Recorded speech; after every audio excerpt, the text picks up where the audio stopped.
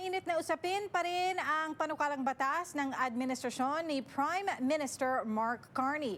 Layunin man kasi ang paghihigpit sa border at immigration. Questionable raw ang mga detalyeng nakapaloob dito. Ang detalye sa report ni Paula Saraza. Ang pakiramdam ng maraming mga kababayan natin is that para silang na-scam ng government mismo. Mainit na pinagdedebatihan ngayon ang Bill C-12 Border Bill na itinutulak ng Federal Liberals. Kung maisa sa batas kasi ito, magkakaroon ng kakayahan o sweeping powers ang federal government na iantala o ikansela ang anumang immigration documents tulad ng work permit, student visas at permanent residency applications. Ang problema is that pwede nila itong gawin kahit walang ginagawang mali yung applicant. Ang test lang, based dito sa proposed Bill C-12, is that public interest.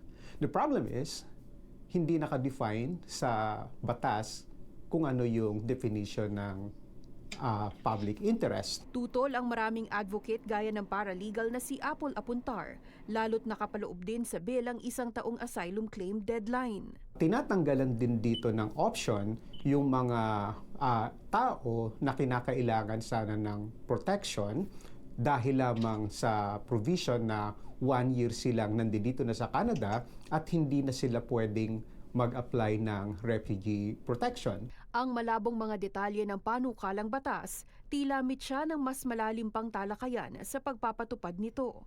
Kamakailan lamang na maglabas ng panawagan ng Federal Conservatives, siguruhin daw na hindi kasama sa ibibigay na sweeping executive powers ang posibilidad ng mass extension ng temporary resident visas at mass conversion para maging permanent residents ang mga ito.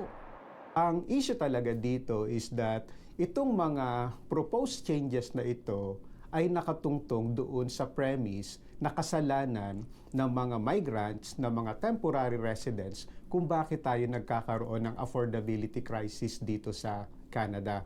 This is unfair sa maraming levels. Gobyerno raw ang may pananagutan sa hinaharap na negatibong sentimiento ngayon ng maraming immigrants. Matapos daw kasing buksan ng bansa para tumanggap ng mga talento ng international students at foreign workers.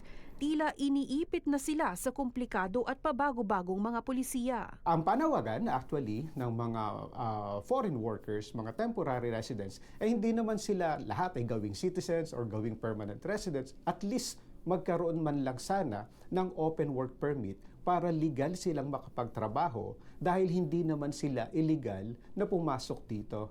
Nalagay sa alanganin yung kanilang mga status dahil in the middle of the game, binago nila yung rules. Sinubukan ng Omni News kunin ang pahayag ng Immigration Canada kaugnay sa mga posibleng hakbang ng temporary residents kung papasuna ang kanilang mga visa. Pero di pa handa ang tugon nila bago ang news deadline. Mensahe naman ni Apuntar sa mga Pilipinong nahaharap sa eksploitasyon at pang-aabuso sa trabaho.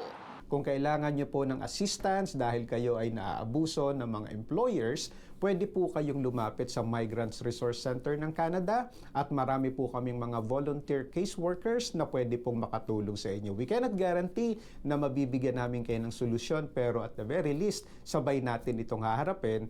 Paula Saraza, Omni News, Toronto. Narito naman ang kapapasok lang na pahayag mula sa IRCC o Immigration, Refugees and Citizenship Canada. Sa panukalang batas Bill C-12, mas maigi raw makakatugon ng federal government sa anilay emergency situations. Ang dagdag na kontrol o sweeping powers, gagamitin lamang umano sa partikular at exceptional circumstances, gaya ng banta sa national security, public health o integrity ng immigration system. Ang lahat ng proseso kinakailangang i-authorize ng Governor General gamit ang isang order sa Council. Para naman sa mga temporary resident, mahigpit na paalala ng IRCC na kailangang sumunod sa patakaran at umalis sa bansa kung expired na ang visa. Maaari lang manatili sa bansa kung makakapag-apply para baguhin o i-extend ang kanilang status. May 70 araw ang foreign nationals mula sa pagkawala ng kanilang status na iapila ito para sa restoration.